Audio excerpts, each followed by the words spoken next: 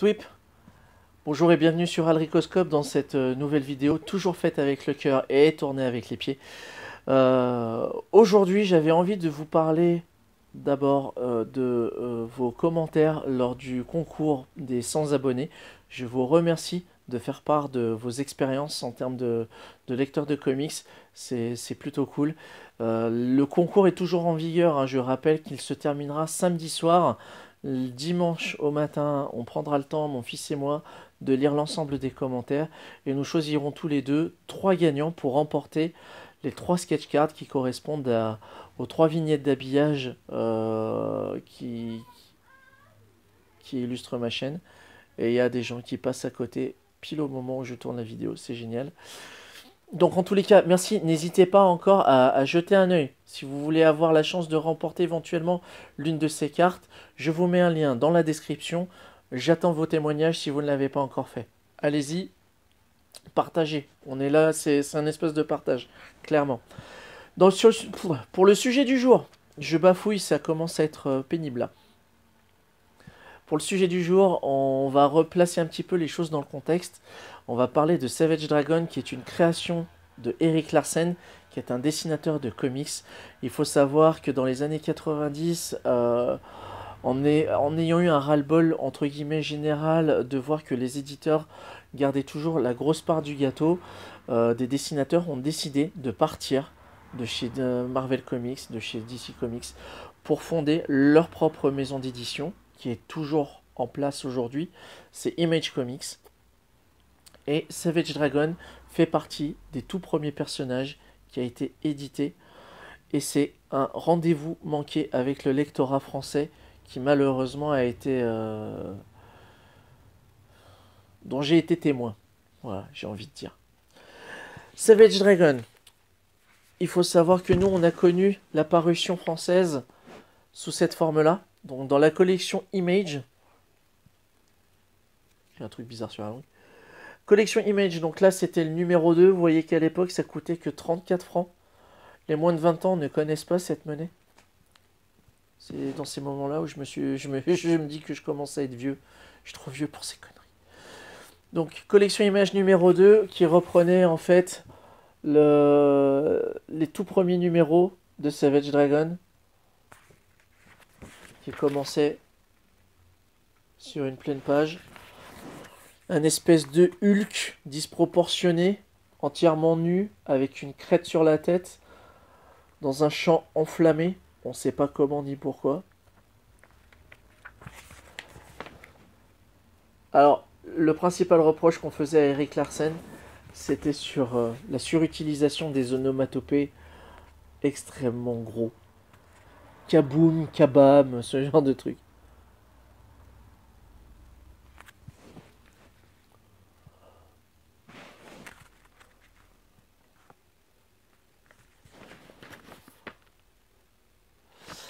Donc on avait ce numéro-là. Après, on a eu un numéro 1.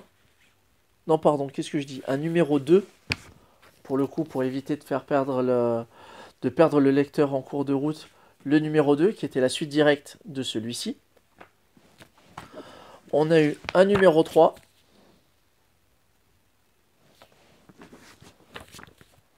Et un numéro 4. Alors, on voit bien que c'est les années 90 quand on voit la gueule des costumes. Erik Larsen ne s'est jamais caché d'avoir toujours mis en avant des personnages extrêmement colorés avec des looks extrêmement flashy improbables. Mais par contre, ça c'était les premiers numéros. Parce que là, le titre est toujours en cours de parution. Le style graphique s'en est retrouvé forcément modifié, épuré. J'aime beaucoup ce qu'il fait, hein, même actuellement. Et c'est juste que c'est différent de ce qu'on voit là. Alors, Savage Dragon, de quoi ça parle? En fait, clairement. L'action se déroule à Chicago. Et comme je l'expliquais en début de vidéo, c'est un personnage qui est retrouvé dans un champ de flammes, entièrement nu donc, et avec une crête sur la tête, et complètement amnésique. Il ne sait pas qui il est, il ne sait pas d'où il vient, il ne sait pas ce qu'il fout là. Il sait juste que il a une énorme résistance et qu'il a une très grande force. Du coup, on va mettre ces talents-là à profit et il va intégrer la police de Chicago pour pouvoir gérer l'activité super criminelle qui est en place dans la ville. Il y a toute une rock gallery, une galerie de super vilains autour de Savage Dragon. Comme je le disais, des personnages hauts en couleur, avec leurs histoires. Et je peux pas m'empêcher de penser à un certain cousinage avec Invincible. À savoir déjà qu'au départ, c'est une série dont l'équipe artistique est la même depuis le début. Même si pour Invincible, c'était d'abord Cory Walker et ensuite Ryan Otley. Mais Ryan Otley a occupé les 95% du titre facilement. Là, c'est Eric Larsen qui chapeaute tout de A à Z. Il va amener des développements. Et en fait, sur presque le même principe scénaristique que Robert Kirkman, on va avoir un scénario entre guillemets en millefeuille. C'est-à-dire qu'on va voir dans un numéro un personnage qu'on va voir un certain temps. Après, il va disparaître pendant plusieurs numéros. Il va revenir bien plus tard avec une évolution, et ainsi de suite, et ainsi de suite. Donc on n'a pas de réel temps mort. On a des histoires, des arcs qui vont rythmer la parution du titre Savage Dragon. Mais à côté de ça, on va vraiment avoir un univers extrêmement riche, extrêmement étoffé. Et c'est un rendez-vous manqué avec le lectorat français. C'est vraiment dommage. J'ai pu suivre le titre pendant quelques numéros en VO que j'aimerais compléter, mais ça commence à être compliqué, surtout pour les anciens, pour les vieux numéros. Et le titre est générationnel dans le sens où on démarre l'histoire avec ce personnage. Et là, à l'heure actuelle, c'est son fils qui est le héros. Donc, c'est un semi-spoil. Désolé. Mais ce n'est pas tant de savoir qu'il a un fils qui est intéressant, c'est de savoir le pourquoi du comment. Et il y a énormément de thèmes, encore une fois, profondément humains qui sont brassés dans ce titre. À savoir, encore une fois, la quête de soi, la quête d'identité. L'amnésie va trouver une réponse bien des années plus tard. On va savoir qui il était en réalité. Et c'est clairement pas ce à quoi on pouvait s'attendre. Et je trouve ça extrêmement cool. Parce que du coup, ça va répondre à beaucoup d'interrogations qu'on pouvait avoir autour du personnage. De pourquoi, alors ça se voit pas sur cette image-là, mais c'est pas des pieds qu'il a, c'est deux gros orteils. Pourquoi il a des orteils comme ça? On sait pas. Sa faculté à se régénérer, à résister aux balles. Enfin, à résister aux balles. Il prend des balles dans le buffet et tout ça, mais le gars est pratiquement imbutable. On n'est pas très loin de Deadpool en soi. On lui arrache un bras, il en repousse un autre. Il y a un côté un peu Piccolo dans Dragon Ball. Pour moi, c'est vraiment un super titre et qui est déjà malheureusement est ancré dans son époque parce que axé très années 90. Si on prend le titre maintenant et qu'on le découvre, on va se dire ouais, c'est trop bizarre, c'est trop chelou cette histoire, c'est trop perché. Mais à côté de ça, quand on creuse un petit peu, qu'on voit les divers thèmes qui sont apportés dans le titre, ça vaut clairement le coup de s'y intéresser. Donc si vous pouvez essayer de remettre la main sur ces titres, il n'y a que ces 4 numéros qui existent chez nous.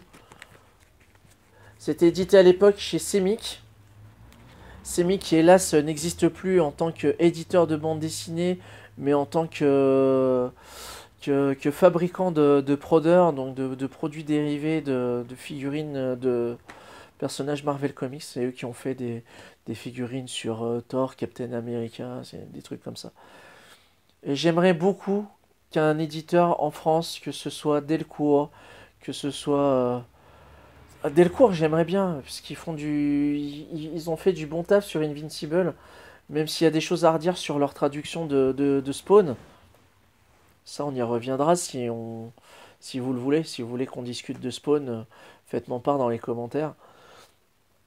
Mais Savage Dragon, j'aimerais beaucoup qu'on lui redonne sa chance, d'autant plus que là, il y a matière, puisque le personnage a été créé, si je ne dis pas de bêtises, en 1993.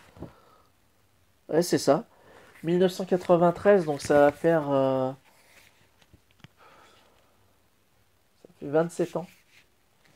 2013, 2003, 2013, 2023. Ça va faire 27 ans que le personnage existe, qu'il est en constante évolution, qu'il apporte.